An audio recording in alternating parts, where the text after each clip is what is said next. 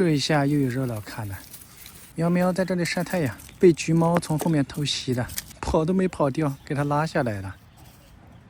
你们两个就互掐吧，我就在边上当一个吃瓜群众。这还没完没了了，看来今天非得争个高低。哎呀，这么快就投降了，看来喵喵没有打算放过它。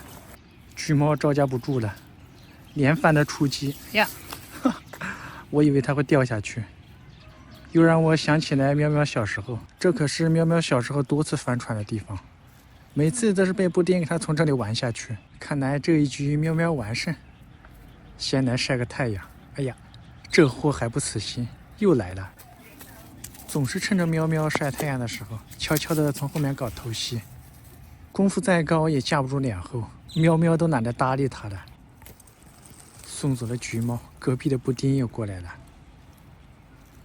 这么窄的地方你也要往这儿挤？喵喵一脸的无语，它居然坐下来了，哼，这么小的位置，非得挤在一起。你就看一下，我实在没看出来喵喵这个晒太阳的位置哪里香了。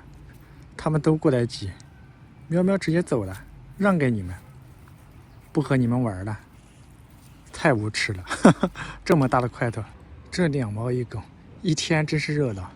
你们就在这儿互掐吧，你这家伙真是阴魂不散。本来趁着他们3个互掐，打算悄悄的出来逮点蚂蚱，这货又跟上来了。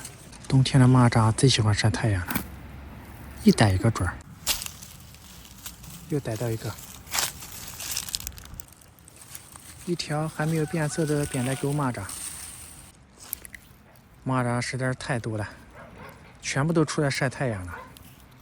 看一下，这种颜色你还不容易发现它哦。这个狡猾的蚂蚱，这有的它还飞不动，可能是刚刚才出来，还没晒肉。这里又有一只，哦，跑了，和枯草的颜色差不多。